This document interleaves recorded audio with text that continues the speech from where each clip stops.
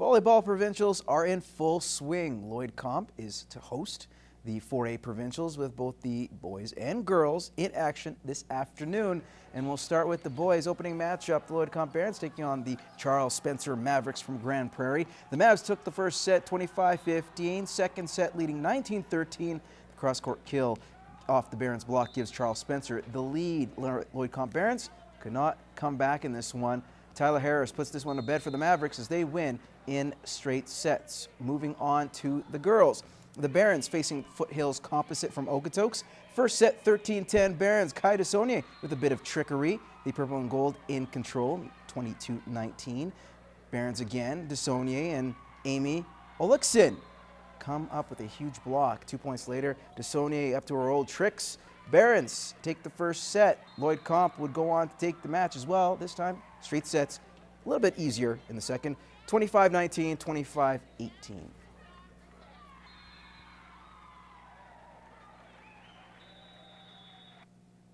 All right, Elk Point is about an hour-and-a-half drive from Lloydminster, but this week the best 2A girls volleyball teams in Alberta have spent as long as 8 hours on the road traveling to compete in the provincial championships. For the tiny town of a population of just 1,400 people, hosting the tournament with over 150 athletes is quite the endeavor. On Monday, we all came in even though there was no school, and we came in and for 12 hours we were setting up the gym, 12 hours straight, and that's when it really sunk in that, wow, we're hosting provincials this year and it's going to be a big deal.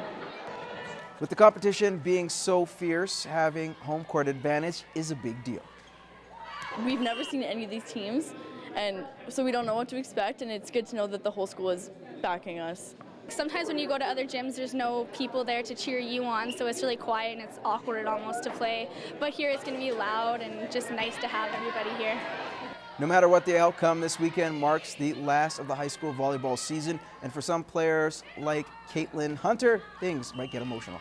I'm sad to see it all end because after Saturday is like my last high school volleyball game, so I kind of want to cry. The 2A girls will fight for all the marbles in the finals on Sunday at 4:15. And Moses joins us with sports. Now, after convincing 9-3 victory in Grand Prairie, the Lloydminster Bobcats hope to carry that on. Yeah, but you know what? It wasn't going to be easy.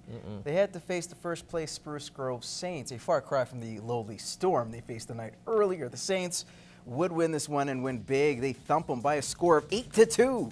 Spruce put this one to bed with a 4-goal second period. Patrick Geary and Brett Everson, the lone bright spots for the Bobcats. The Cats will return home for a home-and-home with Cam Rose beginning Friday.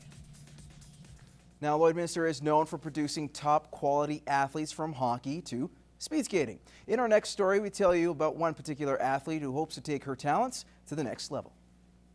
It's one of the only sports where you just get to go and do your own thing, and you're going really fast and kind of like the wind in your hair.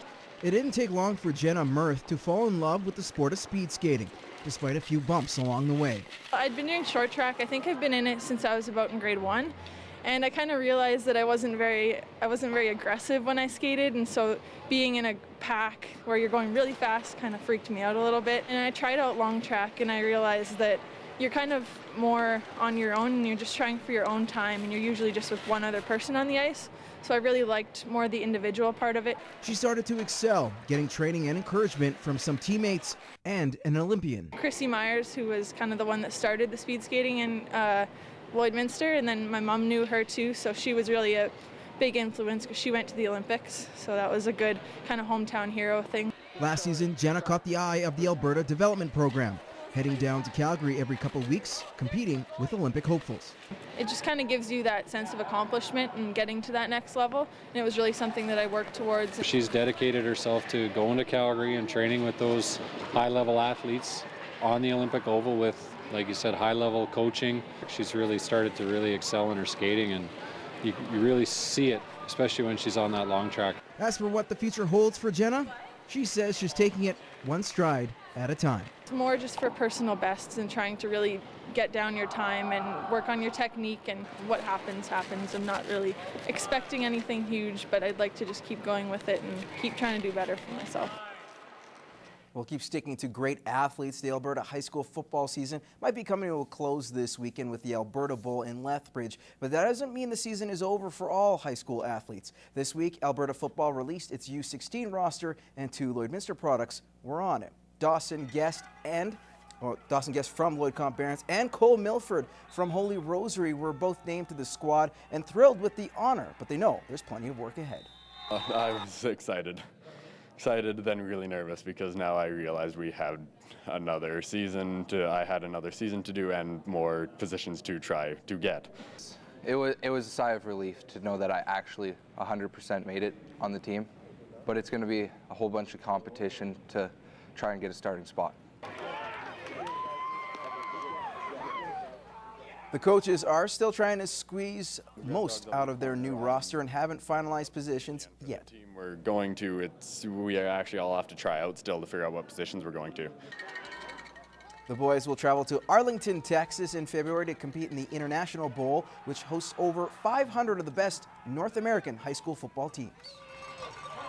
Just to step on the field and know that the greatest players of all time have played there shows that it's going to be a great time.